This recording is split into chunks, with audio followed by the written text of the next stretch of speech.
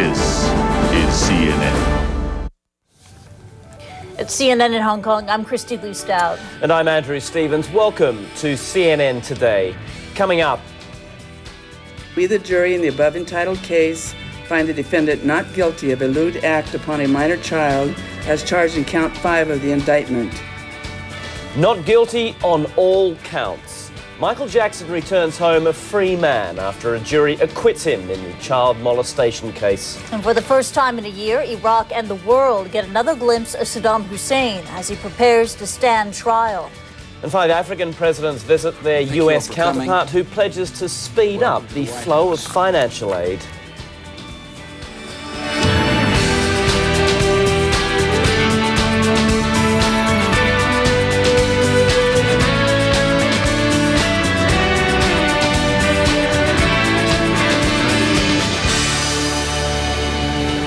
It's 7 a.m. here in Hong Kong, 4 p.m. in Santa Maria, California, where pop star Michael Jackson has just been found not guilty on all counts by the jury in his trial. Now, Jackson faced the judgment on 10 felony counts, including 4 counts of committing a lewd act on a child under the age 14. The verdict was a total vindication for Jackson, who has maintained his innocence from the start. I will have more live coverage on this story in just a moment. First, well, those are the headlines. Now, back to our top story, the verdict in the Michael Jackson trial. And for more on Jackson's acquittal on all charges, we take you to CNN USA's live coverage. By the end of it, by the end of all the verdicts have been read, the family obviously very relieved, but very little sound in the courtroom. The judge had admonished us. He didn't want to hear any jubilation, any unhappiness about anything that was read in that courtroom, and people really observed that. The family, of course, standing up, hugging. Michael Jackson then turned to each of his attorneys and hugged each of his attorneys. And it was at that point they did take the media out of the courtroom, and the jury went back and, of course, is doing this press conference, which has been fascinating, where they're talking about the... Yeah, what surprised you most? I mean, the jurors, they continue to speak. They've been speaking for quite a while. Clearly, they were not impressed, to say the least, with the mother of the accuser.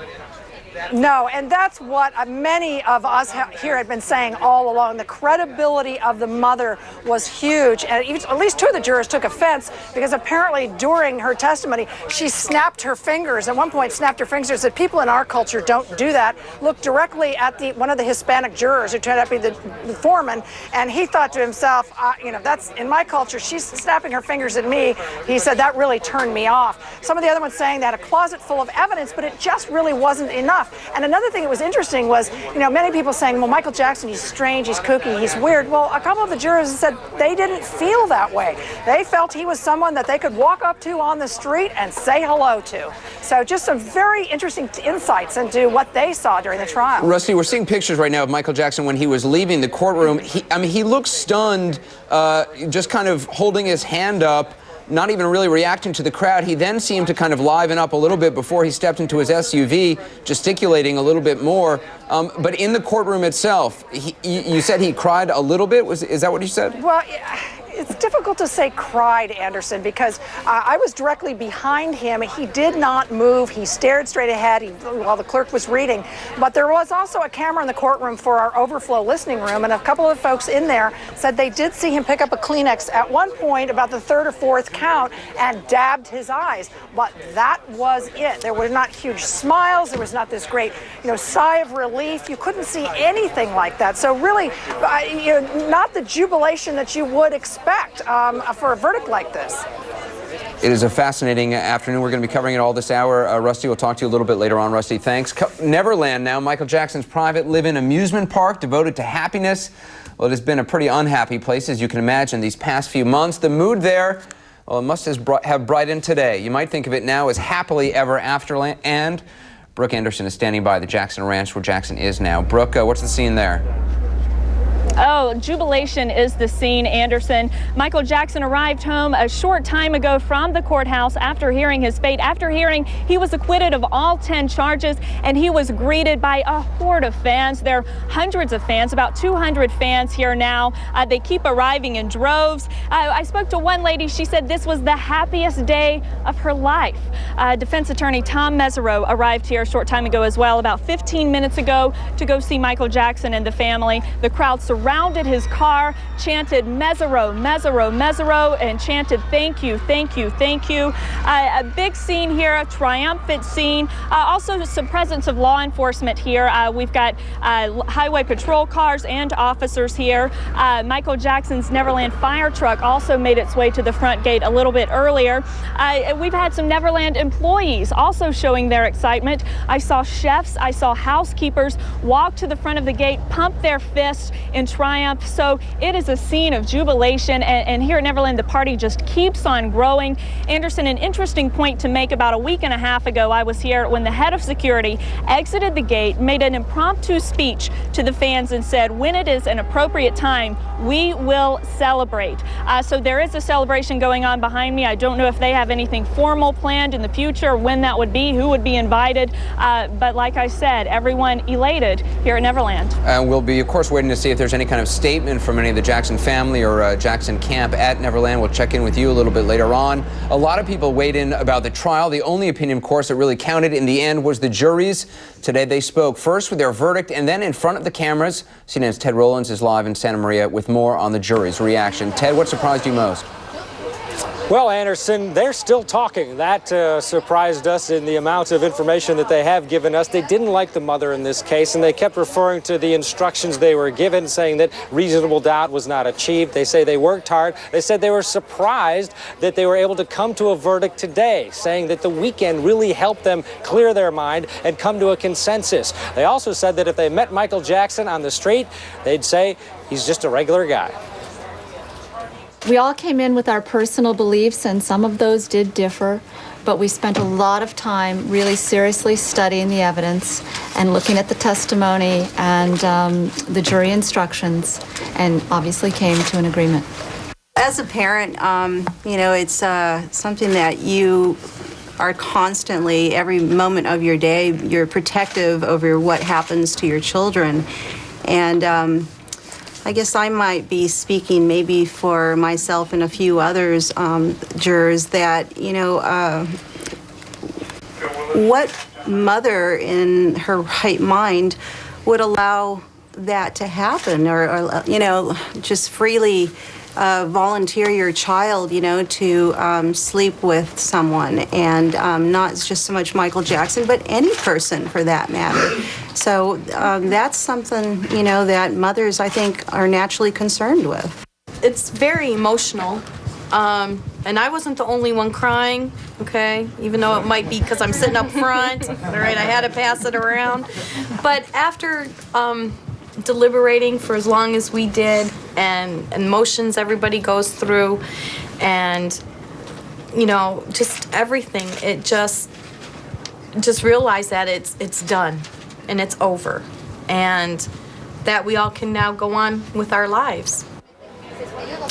And the jurors said when they go on with their lives, it will be with each other to some extent. They plan to keep in contact. One saying, I gained 19 friends going through this process clearly, and you could see it in the courtroom day after day. They got along, and I think that helped them, and they said that helped them during the deliberative process.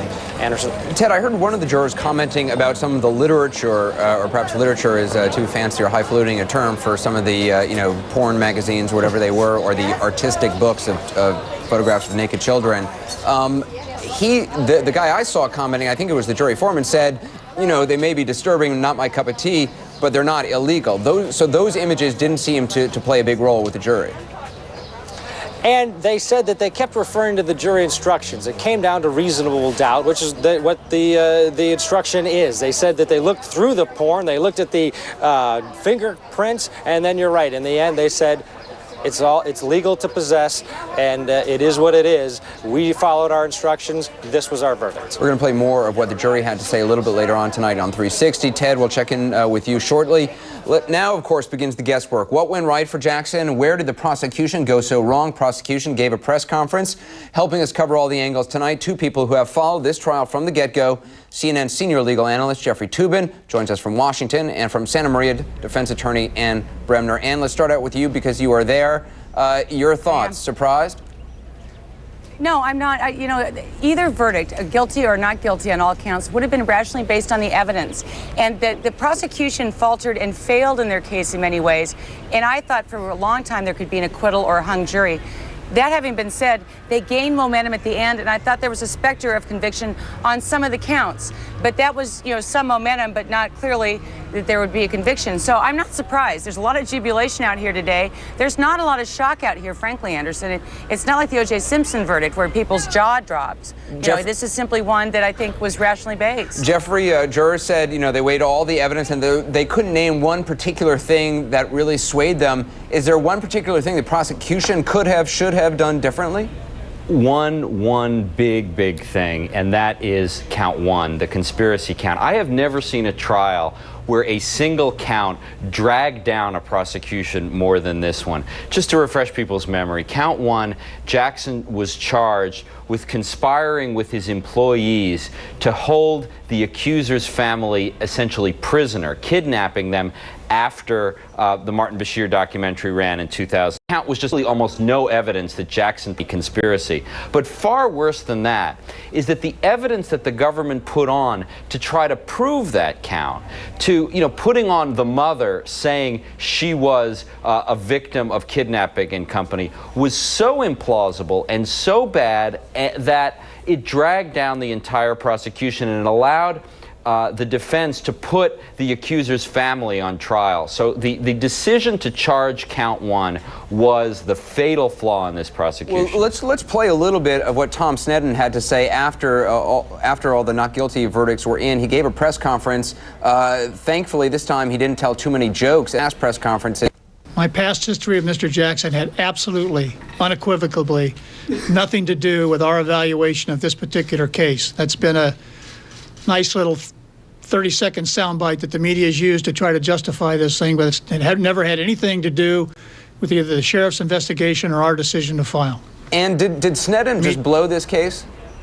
Well, I don't think you can fault him with bringing the case of child molestation against Jackson. After all, he did have Michael Jackson admitting that he slept in the same bed with this boy, and then he had this boy saying, Michael Jackson molested me when we were sleeping in the same bed. So it's not a crazy, fanciful prosecution. However, prosecutors need not to overcharge their cases. And by trying to create this conspiracy charge, which based on, sometimes when you see a trial, you think, well, maybe he's guilty, but they didn't prove it.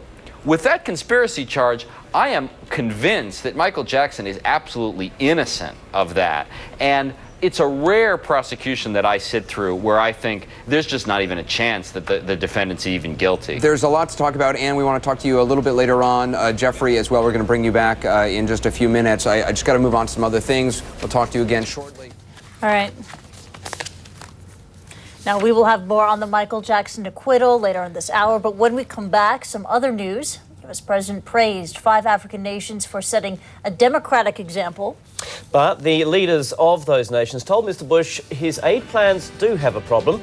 We'll have more on what they said and Mr. Bush's response. And in our business update, the former head of Daewoo Kum's home is featured clouded by expected corruption charges. We're also following the weather in parts of China, where floods have turned deadly over recent days. Stay with us.